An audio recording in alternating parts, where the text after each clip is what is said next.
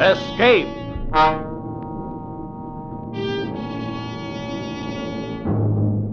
You are fighting your way through a frozen wilderness, torn by the icy blast of an Arctic blizzard, and driving you on towards certain death is a man with a gun, from whom you cannot escape.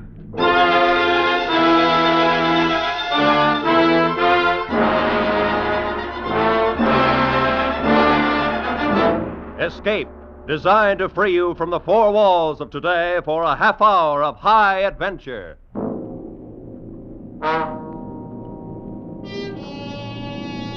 Tonight we escape to the Canadian North Woods, to a lonely wilderness where justice finds strange paths, as James Oliver Curwood told it in his famous story, The Match.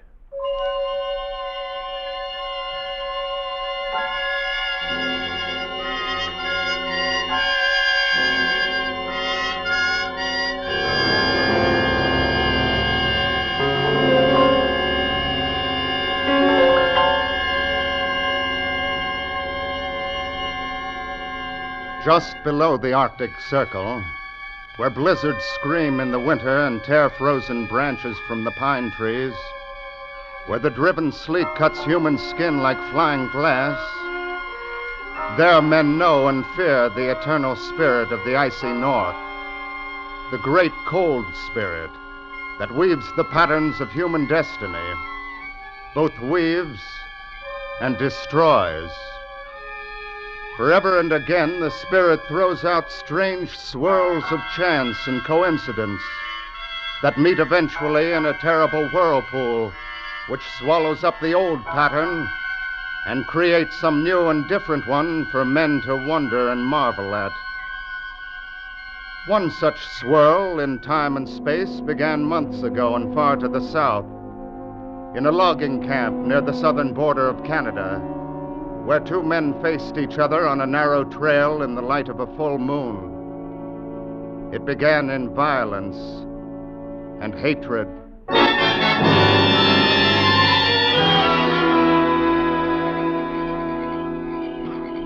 What do you want, Loring?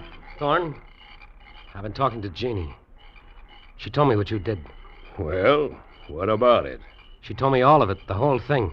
Too bad, Loring. But if you can't keep your wife from casting her eye around, then that's your tough luck. There were no eyes cast around, and you know it. All right, then. What are you going to do about it? I'm not sure yet. Then I'll tell you. Nothing. You haven't got a leg to stand on. I'm running this camp and every man in it. And if you don't like what I do, then get out. I'm planning to stay. In that case, you'd better get used to the way I run things. Men and women. And the next time I drop Why, in... you dirty... That's it, eh? Well, then... Drop that knife, Thorne.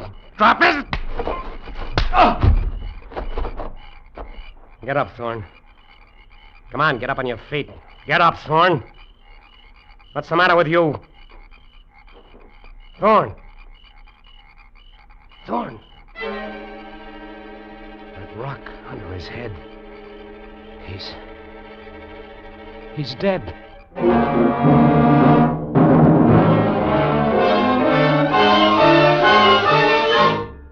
Jeannie? Billy. Billy, what's wrong? Jeannie, I ran into Thorne a few minutes ago. Oh, Billy. Your hand. What did you do? I hit him, Jeannie. He started to pull a knife, so I knocked him down. His head hit a rock when he fell.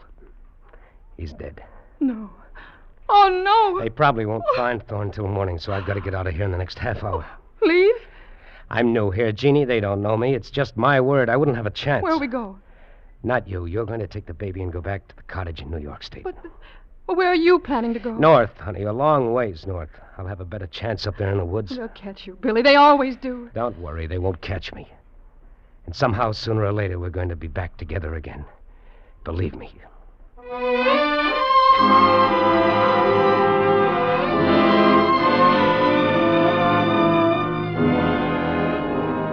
And so in the south, one black swirl of chance is born and moves slowly northward through time and space. moves even as the great Arctic storms move across the faces of continents. And there ahead of it, among the tumbled ridges of spruce and pine, another swirl of human fate moves at the whim of the bleak spirit of that frozen land. Moves first one way, then another, but centers always near one certain red-coated uniform of the Royal Canadian Mounted Police. Centers on the hard, lean figure of a man called Sergeant Brokaw. Nice shot, Sergeant. Thanks, Trooper. The captain sent me to... Wait. There's one of our targets still up out there. Dead center. Brother, I wish I could shoot like that. Work on it. Good shooting's something you'll need if you stay in the Mounties. I guess it's helped you plenty of times. Yeah, a few. What have you got there, telegram? It's an order the captain told me to bring out to you. Here. Let's see. Special assignment for apprehension and return of a fugitive. Name, Billy Loring.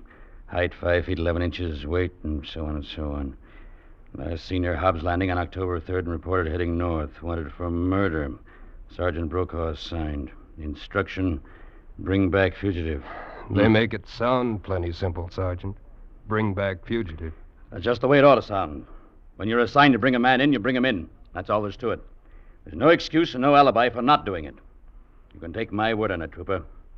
I've been doing it for 12 years. And so far, you've never missed getting your men? Not so far, not ever. When I go after a man, I'm going to get him, sooner or later. And one way or another, I'm going to bring him back. Every time. And that goes for this, what's his name, Loring. You can bet your life on it.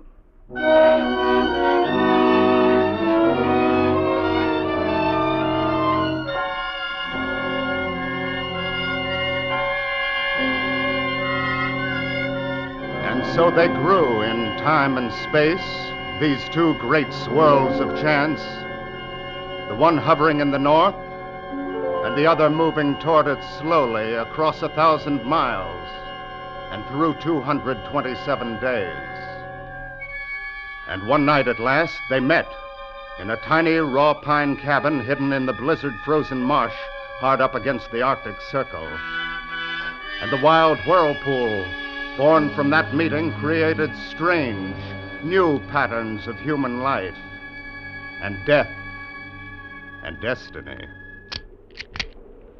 All right, Loring. Let's have your other wrist.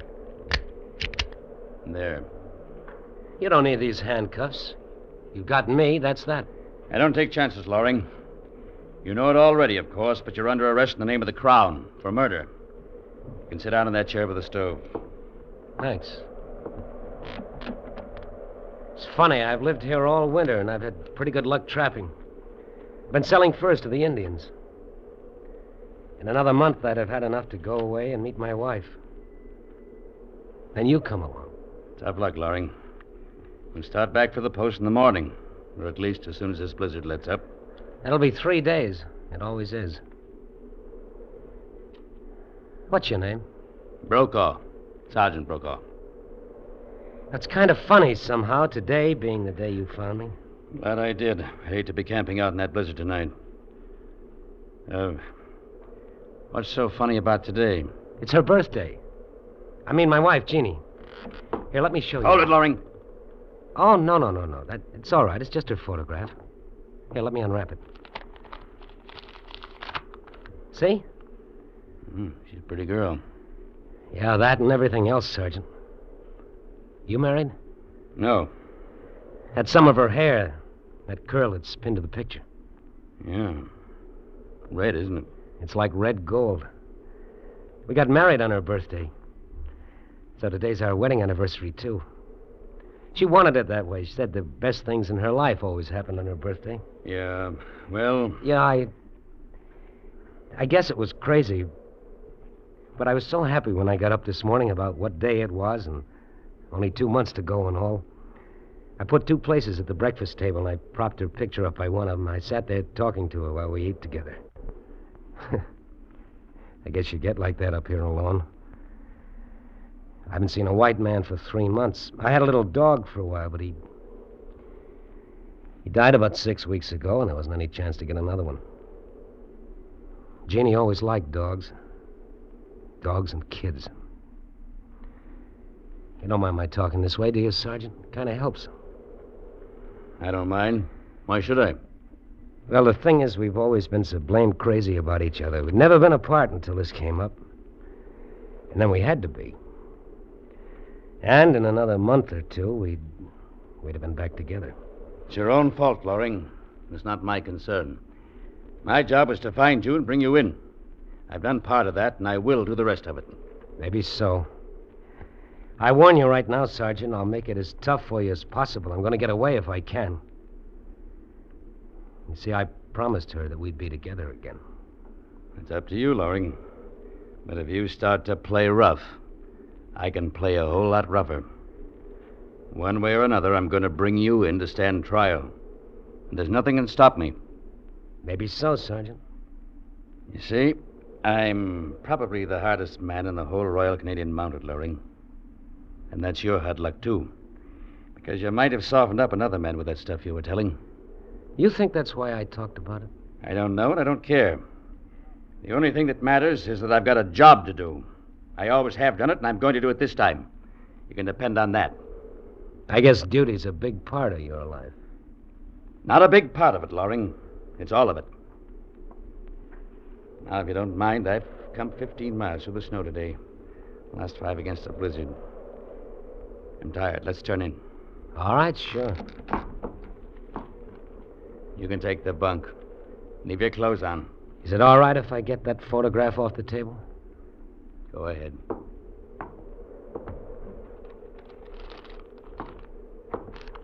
All right. Put your feet together. Huh? What's the chain for? Another reason to call me hard. I'm going to padlock it around your ankles. You are cautious. That's right, Loring. There. Now, call out if you want anything in the night. If you try to get up without calling, I'll kill you. I'll sleep here in the chair. And this gun happens to be cocked. Thanks for warning me. Good night, Sergeant. Good night. By the way, Sergeant Brokaw, Yeah? it's too bad you never got married. Why? Because when you go to sleep, you've nobody to dream about.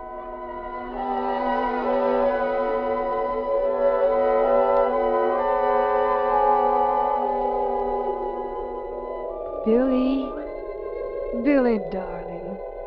Can you hear me? Yes, Jeannie. Yes, darling. Never mind the blizzard. It doesn't matter. We've been in storms before. Yes, I remember. And today's my birthday. And also the day we were married. Nothing can really hurt us. Everything's going to be all right. Yes, Jeannie. Yes, everything is going to be all right. Billy, Yes, Jeannie. remember one time in the fall, we built a bonfire and roasted ears of corn. That was in the field back of the cottage. Oh, yes, 2 years ago. That was on your birthday, too. Yes. And do you remember how the smoke would always get in your eyes? And how it would follow you around and make you cough and sneeze? Sure, I remember. Remember? The smoke, Billy. The smoke, Sure, I remember. Billy. The smoke. The smoke. What? Smoke. The cabin's on fire. Sergeant. Sergeant Brokaw. What? Wake up. The cabin's on fire. Good Lord. Will you get this chain off my feet? I can't walk. No time. The whole roof's on fire. Here. I'll carry you. Smoke. Can't see the door. Oh, here it is. Well, looks like we made it. Thanks, Sergeant. I gotta get back in there. All our stuff's in there. You can't make it. There goes the roof. I guess you know the spot we're in, Loring. Yes, I know. Our heavy coats, mittens, snowshoes, and all of our food is burning up inside there. And it's 40 below, and the blizzard's just starting. Here, you can't lie there in the snow. I'll get that chain off your ankles. There you are. Thanks, Sergeant. What about the handcuffs? Hey, stay on, Loring. Are you crazy? What difference does it make? We haven't a chance. You know that as well as I do. Yeah, I know. We couldn't be any worse off. We don't even have a match. I saw you fill your case and put it in your coat. It's inside there. We don't even have a match. I know that, Loring. And I know everything else you're going to tell me. You don't have enough clothes to keep us from freezing to death. If we stay here and keep the fire going, we'll starve. It's 60 miles to the nearest post and 20 miles to Thoreau's, the next cabin down the trail. We might make 10 miles if we're lucky. More likely 5. That's right. So why the handcuffs? You've been living up here for 3 months, Loring. I've got an idea you probably know some cabin a lot closer than Thoreau's. Some Indian or a trapper. Maybe not more than 2 or 3 miles away. You want to start breaking trail? Well, suppose I did. What of it? Something good has always happened to me on Jeannie's birthday, and I think it has this time, Sergeant. It's a lot easier to freeze to death than to go back and die the way I'd be doing it. So... Oh. So it's like that. It's like that. Unless you want to make a deal. What kind of a deal? Take off these cuffs, give me that revolver, and I'll get you out of this. There's a cabin, all right. Sorry, Loring. No deal. You're a fool, Brokaw. I got nothing to lose, but you're just tossing your life away. How about it? We'll take turns breaking trail. You can lead off first. We may as well start. Where? Thoreau's, of course. 20 miles. Why don't we sit down and freeze to death here instead of 5 miles from here? Because I'll be 5 miles closer to bringing you in. Come on. You're a fool, Sergeant. You're beaten, and you know it. Why don't you give in? Come on, Loring. Let's get going.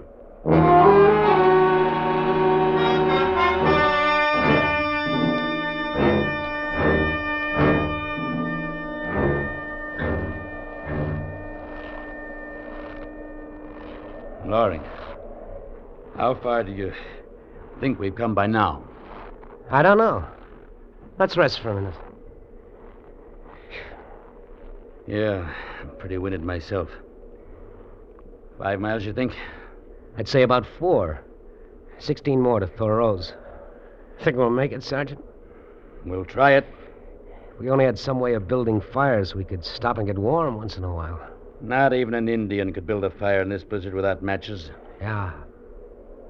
The wind is slacking off a bit. Which means it'll get colder.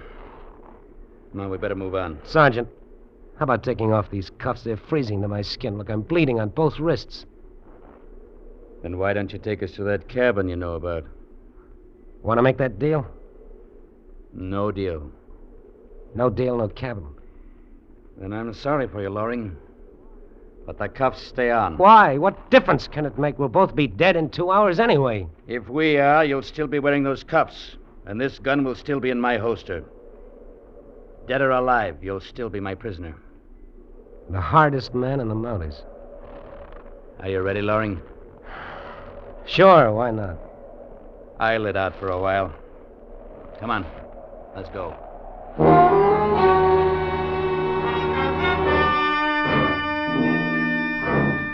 Of all those who dwell in this frozen land, the bleak, cruel spirit of the North is known best to men on the open trail. There, facing the breath of the blizzard, eyes blinded by the driving sleet, a man feels his soul grow small within him. And when that happens, his mind may turn to strange fantasies and to memories of a faraway voice.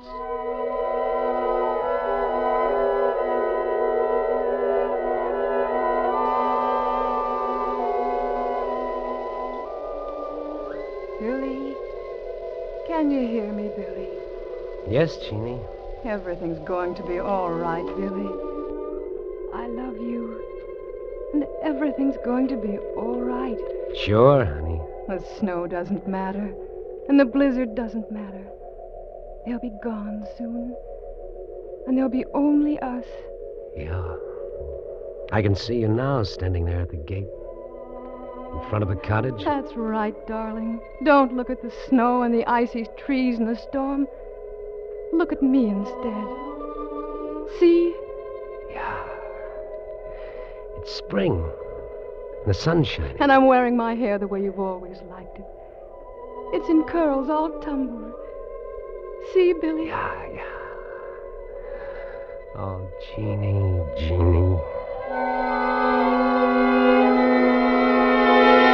But, Brokaw, what's the matter? Held out. Tired. Rest a while. You can't lie there like that. You'll be asleep in 5 minutes. That'll be the end. Thoros. How much farther? Oh, around 14 miles. Come about 6 altogether. Your hands. In pretty bad shape. I don't know, Sergeant. I can't feel anything now. Might as well. Take those cuffs off. Stick out your hands. Thanks, Sergeant. Yeah. Here's my gun. How come? I'm through. Beat. I'm giving in, Laurie. Take us to that cabin. What's wrong with you? You're too late, Sergeant. What do you mean? The cabin's about 2 miles from where mine was. We're over 4 miles from it now. Neither one of us can last another half mile.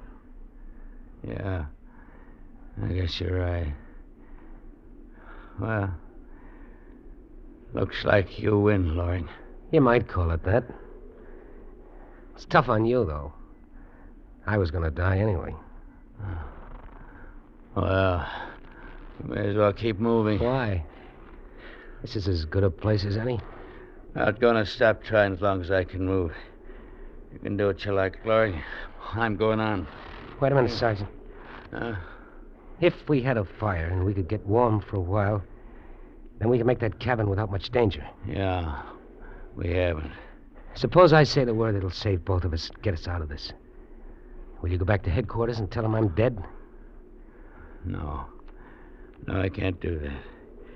In 12 years of the service, I haven't run up a white flag once. I'm not going to do it now. Dying or no dying. Duty, huh? Call it whatever you want. We'll make you a square offer, though. Pull us out of this, and I'll give you 24 hours head start. As soon as we're both on our feet again. You're all right, Brokaw. Funny, I don't even know why I'm doing this. I could have let you go on down the trail there. You'd stumble into a drift and be dead before you'd made half a mile, and I'd have been safe then. Funny, I don't know why I'd do it. Maybe it's on account of her. What's your plan, Larry? What have you got in mind? I'll take the offer of 24 hours, Brokaw. I've got a match. A match? Yeah, just one. I remember dropping it in my pants pocket yesterday. It's on this side. Maybe you can get to it. Your hands are in better shape than mine. All right. I can't seem to... Yeah, here it is. It's dry, too. Now drop it. It's the only one. Yeah, we gotta have some branches. Dry bark. Here, you hold it while I get some off that birch tree. All right. Mash. Don't drop it, Loring. Hold it careful. Yeah, I got it. Bark's dry underneath. Ought to be all right to start it. That should burn all right. We ought to have some dry paper, just to make sure. I've got some. Hold the match. Paper wrapped around that photograph. Huh? Here you are. Funny, I was thinking about her when I remembered the match. I guess she's the one that's really going to light this fire. Well, there it is. You want to strike it? Or you want me to? You go ahead. My hands are still pretty stiff. All right. You want to have something dry to scratch it on. There's a gun file in my same pocket. Reach in and get it. All right. Yeah, Yeah, here it is. All right. Well, It's up to her now. All right, Jeannie, strike the match. oh. Brokaw. Oh, Brokaw, what's the matter? the match. Loring, it went out. No. Our only chance, and it went out. So that's that. I gotta get moving. I gotta get to Thoreau. Brokaw, you can't make I it. gotta go on. As long as I'm alive. I gotta keep going. I gotta keep going. Brokaw, you don't have a chance. Brokaw! He's gone. Well, what's the difference, here or half a mile farther? It's not so bad. It's kind of peaceful. Dreamy. So peaceful, it's just like going to sleep. Billy. Don't go to sleep, Billy. Wake up. Everything's going to be all right, Jeannie. Wake up. Darling. You can't go to sleep. You've got to wake up. Everything's all right. The smoke, Billy.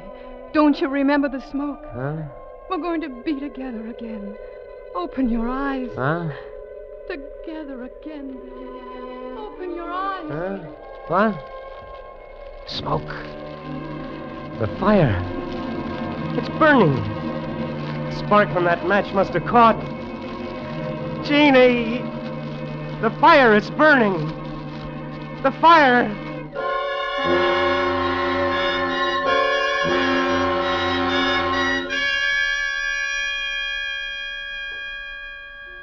And so one man finds eternal sleep on the frozen breast of the snow, and one man dreams beside a fire, whose tongues of flame are like the red curls of a woman's hair.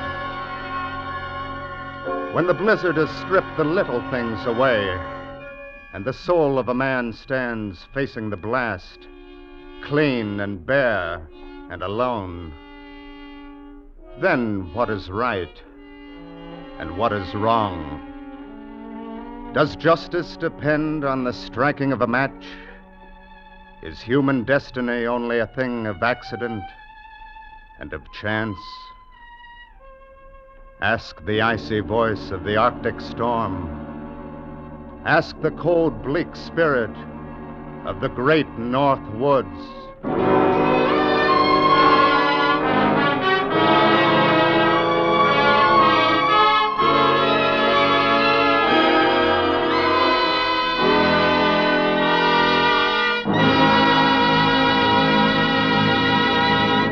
Escape is produced and directed by Norman MacDonald, and tonight brought you The Match by James Oliver Curwood, adapted for radio by Les Crutchfield, with Frank Lovejoy as Billy, Wilms Herbert as Sergeant Brokaw, Cynthia Corley as Jeannie, Nestor Paiva as Thorne, and Clark Cuney as the trooper, with Stan Waxman as the narrator. The musical score was conducted by Wilbur Hatch. Next week. You are trapped on a remote plantation in the crawling Amazon jungle, and an immense river of ravenous ants is closing in on you, swarming in to eat you alive, a deadly black army from which there is no escape.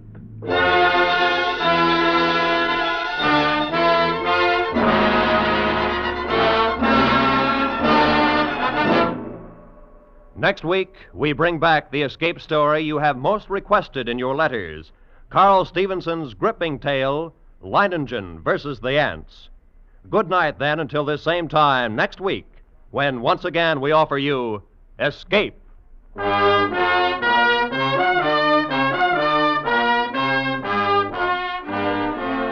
This is CBS, the Columbia Broadcasting System.